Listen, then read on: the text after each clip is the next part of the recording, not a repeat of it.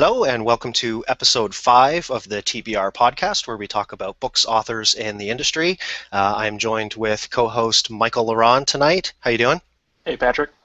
Archer Caldwell is not able to join us. He's working hard, but we're going to go on without him, and we'll miss him, but we'll put words in his mouth and say all kinds of things on his behalf. Oh, yeah, all kinds of weird stuff. He can argue in the comments afterwards if he doesn't like Exactly. So how's your week been? It's been great. Yeah, I actually got a lot more reading done than I did last week, so Oh, yeah? I was pretty happy about that, yeah. So what are you reading? Well, I got through The Loners by Lex Oh, did you? Thomas, Okay, first in good. the quarantine series, yeah. Awesome. Got the YouTube going on there. Yeah, sorry, YouTube lag. Go Yeah, ahead. I read that, and I figured since Archer had already read it, you read it, I figured I need to just blow through this and Yep. get it done. Interesting. It was not what I expected. Okay. And I guess you can comment on this too, but good stuff. I thought that it used the high school theme.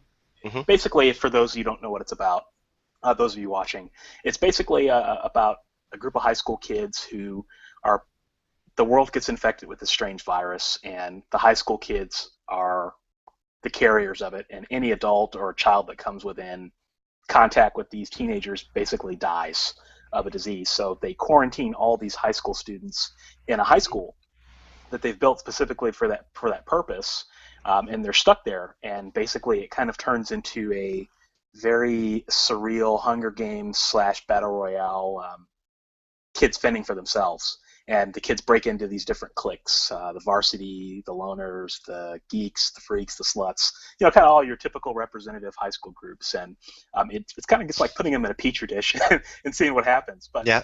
that's kind of a quick summary. But I liked it. It started off really strong. I thought the characters were interesting. It was kind of a different take on the post-apocalyptic stuff that I've read before, using something that was really familiar. Because, I mean, who hasn't been through high school and who doesn't remember all of that? So yeah, that was good. It lulled a little bit in the middle, but I picked up at the end, and I thought the ending was really good. So that was a pleasant surprise for me. I really enjoyed reading that. And then I've also been going through The Botany of Desire by Michael Pollan. And I'll keep saying I'm going to read that, and I'm finally about halfway through it. And he just kind of talks about the history of 4 plants that have influenced the world a little bit more than you think: the apple, potato, the tulip, and cannabis, marijuana. And Really? he talks about a brief history of all those plants and how they have influenced humanity in ways that you might not understand. Particularly, it was just interesting. He's a great writer, and I know I've talked about him in the past, and I'll probably be reading more of his books. But if you really like nonfiction that is focused on elegant writing, as well as giving you information, and just an author who just can express himself in just a way that will convince you and persuade you to love plants and food, you got to read this guy. It's really awesome. So That's interesting. When you said 4 plants that influenced the world, the first 2 that came to my mind was corn and wheat, is what would have been my yeah, guess. well, yeah, those have definitely influenced the Not the world tulip. in many ways too. And he does write about corn and wheat in The Omnivore's Dilemma. So yeah, Right, okay. he's got those covered.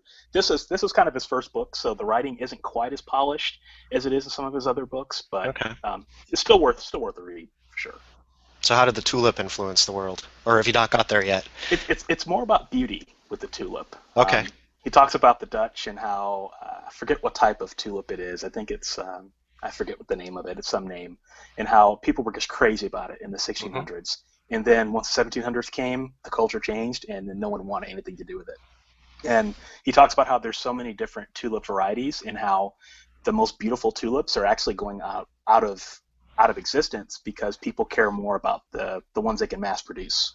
And so what does that say about our perceptions of beauty and what we actually value in the plants that we're growing and the food that we choose to eat? So it's definitely an interesting take. I didn't expect it to go that way. I'm kind of almost finishing up that chapter now. So I think the tulip is what you see pictures sometimes online of just like the fields and fields of the different colors, right? Yeah. Where they're growing them, yeah.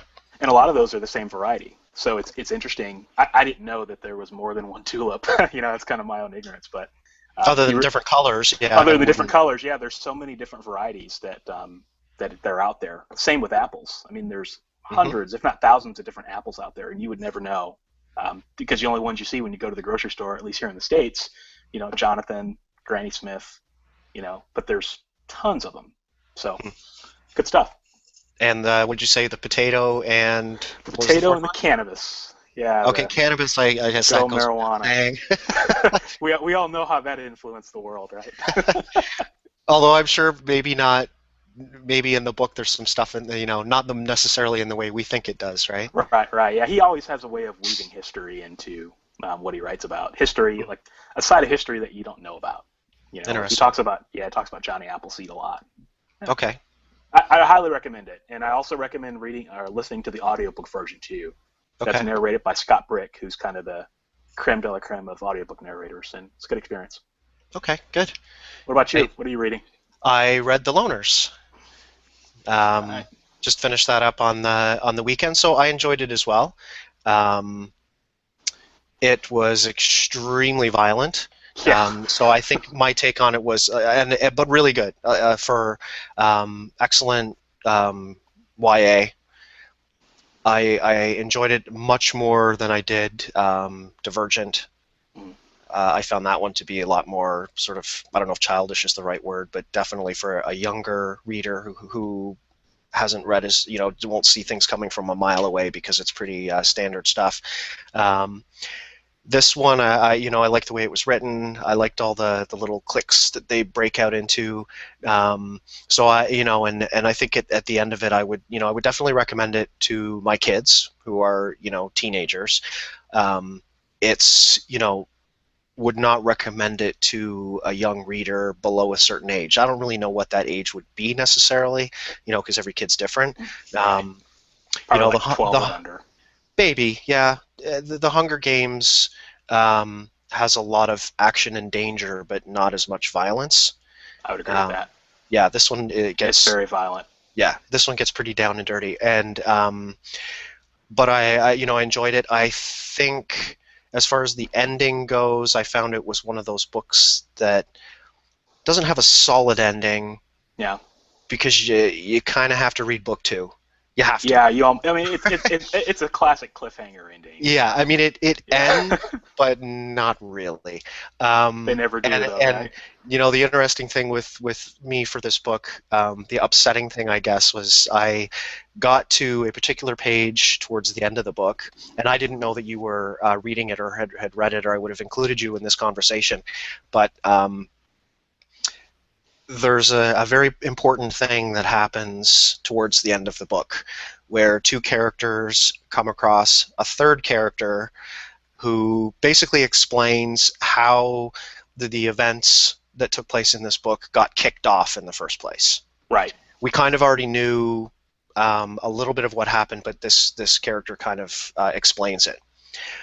Well, whatever idiot took this book out of the library before me ripped that page out of the book.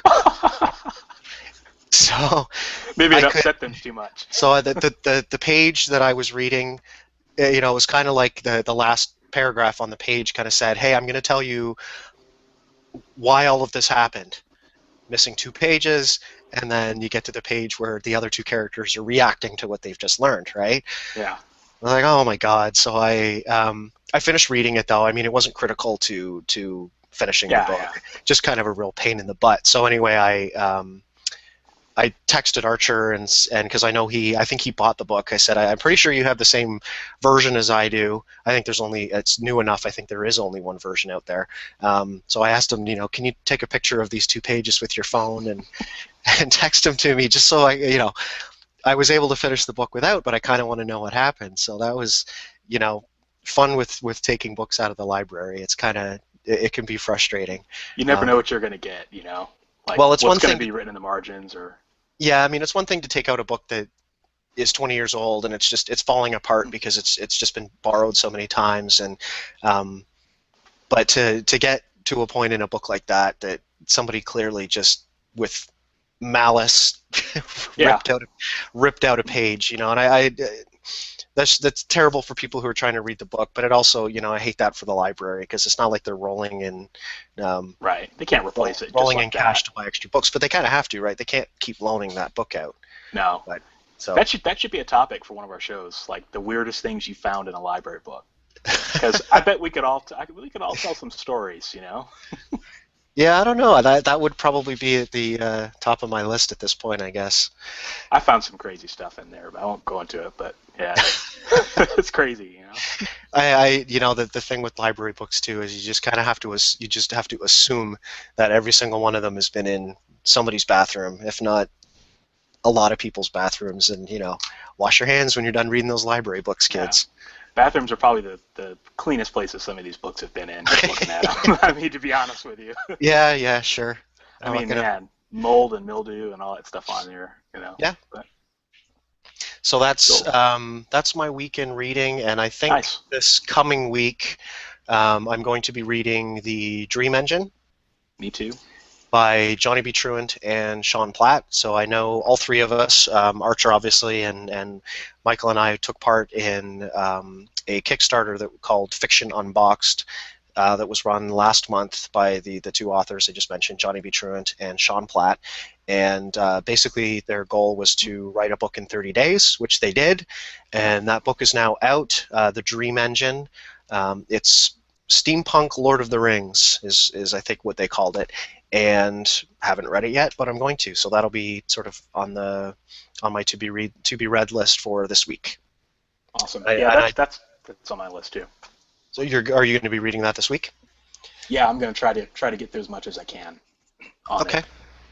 Yeah, I'm going to be moving into a house this week, so that's going to take up a lot of time. But so that's kind of what I have on my list. But I'm also going to be reading that. And are you familiar with Dean Wesley Smith? Yes. Okay. He was. Yes. He's. Yeah.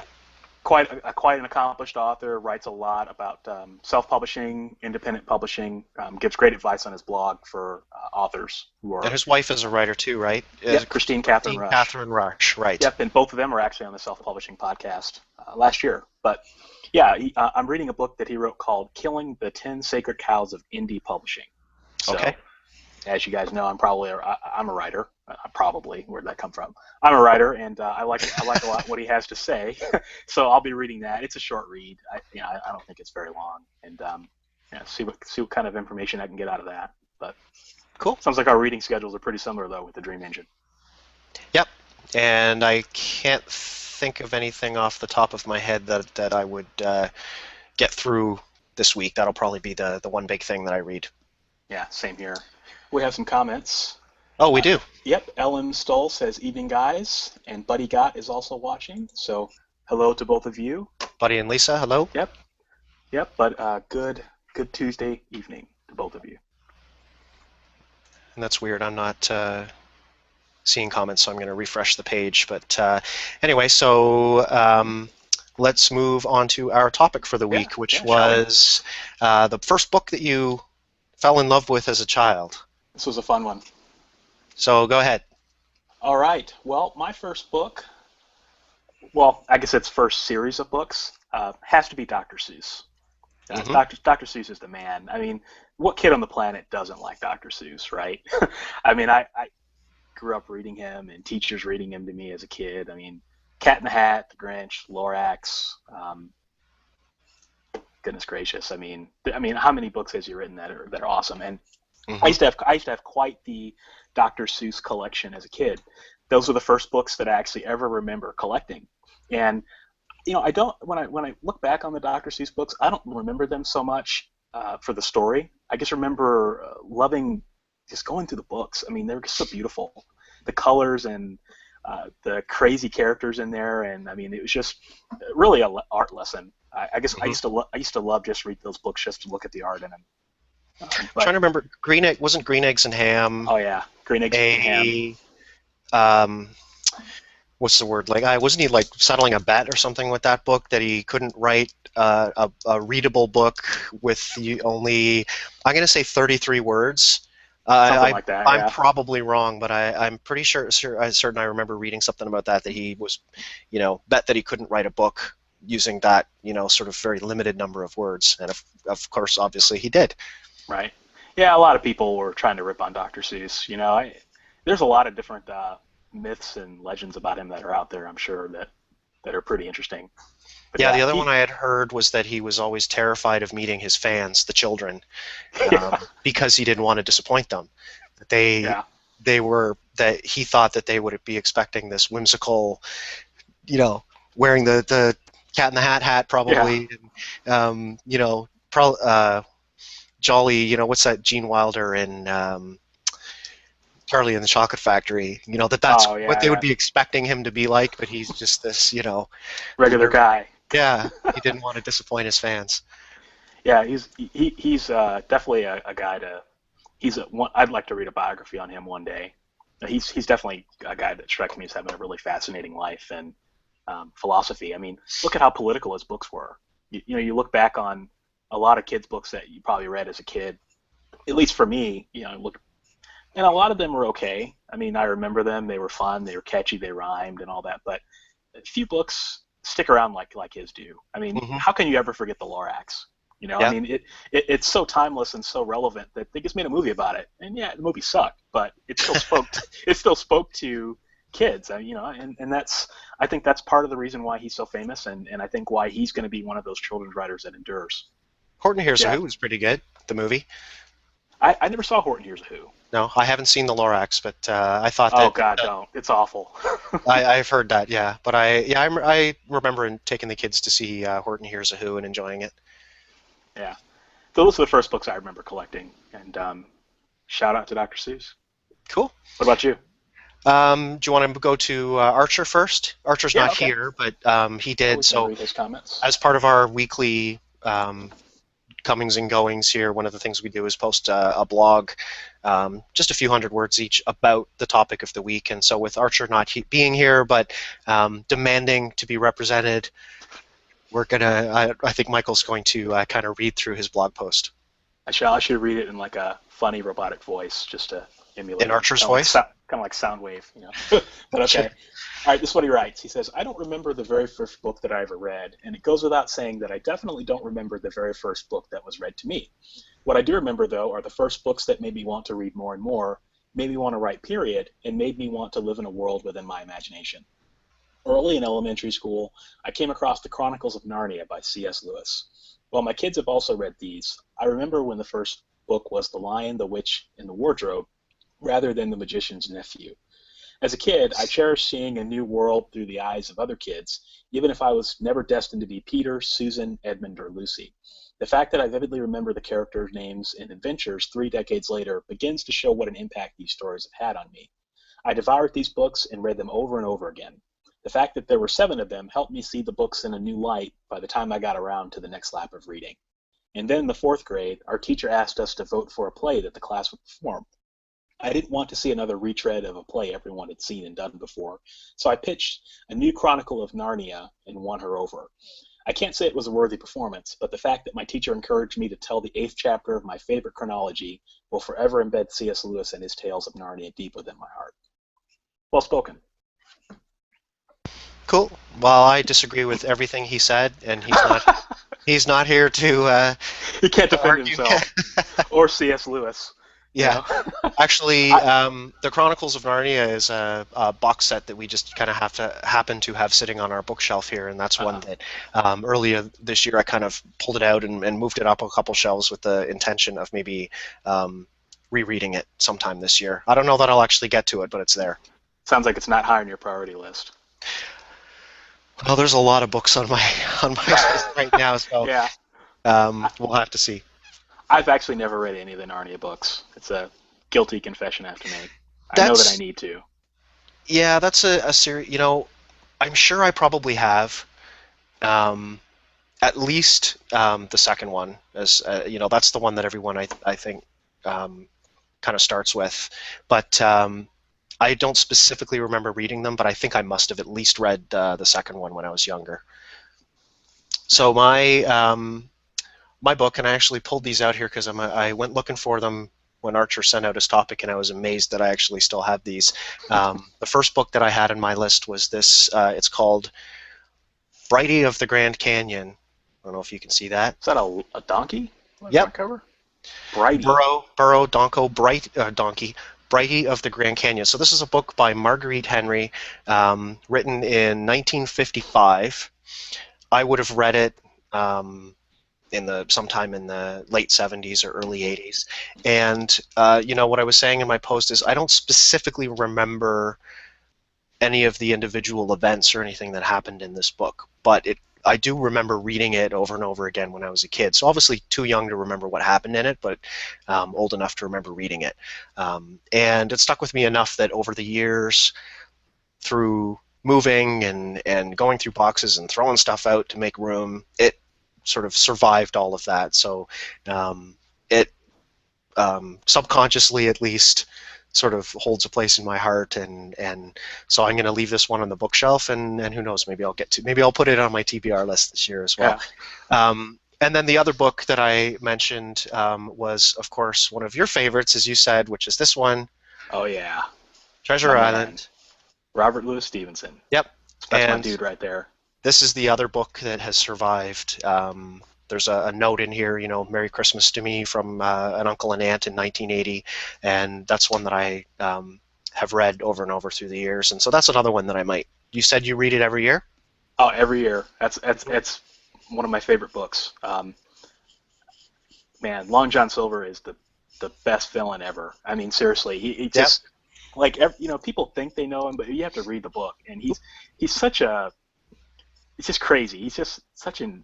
There's only curse words can describe this guy. I mean, but he's so. Just the way he writes him is just so awesome. I mean, it's just. I think just if you want to write a good villain, read Long John Silver. I mean, yeah, he's definitely awesome. a character that. If you want to talk about like archetypes and stuff like that, like he comes off as the Obi-Wan Kenobi character in a sense, that he's mentoring this young boy and trying to be his friend when, really he's Darth Vader. Like, I don't know. Yeah, I mean, he's so, duplicitous. He's a great character. Yeah, he is. And, for a book for children, it's amazing to see a character with that much depth and so dark, too. Yeah, and so this is a book, I kind of wonder if, when he wrote it, if it was with the intention of it being for children or adults, or I don't know. But it's definitely a book that is for all ages, I guess you could say. Right. Yeah, I think he actually did intend to write that for children. Yeah. If I remember correctly, it was actually a serial that appeared in like a children's magazine or something. Okay. Back then. Yeah, as you can tell, I did my research. Check the facts on that. Yeah, I always read like the footnotes and stuff that are in the back of it, because I've got an annotated edition. So. And this, and that there's none of that in this book. There isn't even an ISBN or there's nothing. It's just the story. Mm-hmm. What I love about Stevenson too is that unlike a lot of authors who were writing in the 19th century, his writing is so flowery and just poetic. He's like him and like G.K. Chesterton. I don't know if you know about him or not. I know the name. Yeah. Yeah, they're the only two. I like reading a lot of the Victorian stuff, but I have to admit it's kind of dry. And he's the only author I've come across that it's not dry. It's actually really pretty, and I like the poetic. I tend to skew toward that when I'm reading, because I like to be able to see, what I'm reading, and just his descriptions of the characters, the dialogue. He really gets inside Jim, the main character's head. Yep. And you really see those pirates through his eyes, through the little boy's eyes. And I think few authors in the 19th century were able to do that as well as he was. Well, and these are scary pirates too, right? These are not your scary as hell. These are not your Johnny Depp Disney type pirates. No, I mean these are pirates, man. They're pretty fierce. But that's what makes them so awesome. Yep. So those are the two books that I kind of. So if I had, it's interesting when you start thinking back about that stuff. You kind of, over a period of a couple days, you start to remember things. And so one of the other books I can really remember having and loving when I was a kid was The Hobbit. Mm-hmm. But it was like an illustrated edition. Okay. So and I'm pretty sure it had the entire story in there, but it was just beautifully illustrated, and it. So I can remember reading that one as well. Yeah, I read The Hobbit as a kid too and loved it. I think everybody did, right, back then. Yeah, you have to read Um, it as a kid, I think. and then after that, I think I kind of get into remembering, starting to get into like Stephen King. He was probably the next author as I got a little bit older, maybe into grade 7 and 8. Started reading Mm, the good stuff, the good old King. Of course, the new less good stuff wasn't around then. yeah. So I just started devouring Carrie and Christine, Firestarter, Cujo, um, the short story, what, Four Past Midnight, and Skeleton Crew, everything. I think so. Probably for a period of 4 or 5 years there, I was probably reading nothing but King. Awesome. Yeah, I'm. I have to make another confession. I've never read a Stephen King novel. Never? It's sacrilege, I You've know. I never read Stephen never King? read a Nothing. single Stephen King novel. Wow. I have read On Writing. Okay, that I've read doesn't On count. Writing. That doesn't count either. And I've read a short story collection that he compiled, but didn't actually write any stories in it. um, Okay. but yeah, that's like a cloud hanging over my head, man. I got to do Wow. it.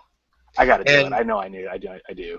so we have to definitely have to get some King on your TBR. And I would, if I was gonna, I guess recommend.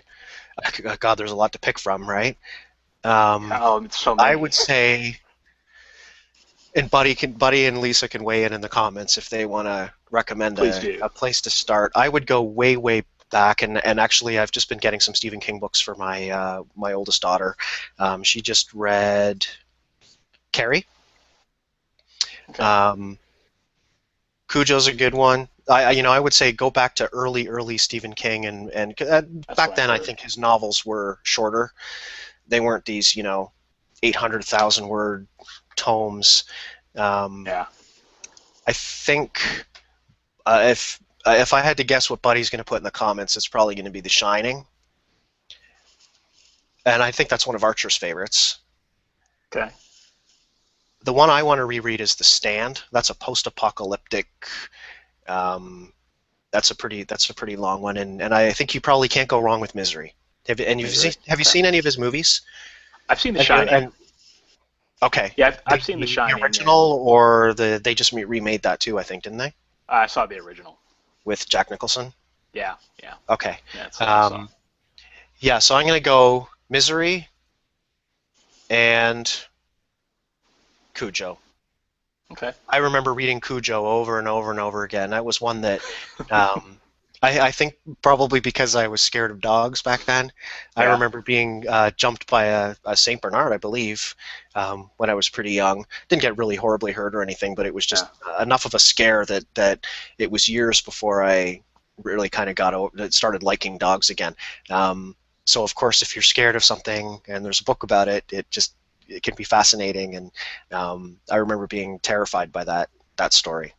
That's messed up. Getting A jumped by a rabid Saint dog. Bernard, man. Yeah, Yeah. it's crazy. They're like the nicest dogs ever. Yeah, like I said, I got like I jumped by a said, Labrador once, so I don't think it was anything vicious. It was just, scare. when you're young, a dog that size making Oh any yeah, kind of they're sudden huge. moves can be very scary. So, Oh, I bet. Yeah. Awesome. okay, so we are coming up on half an hour here. I'm just checking to see if we have any new comments Yeah, from please Lisa do. or Buddy. Do you see them?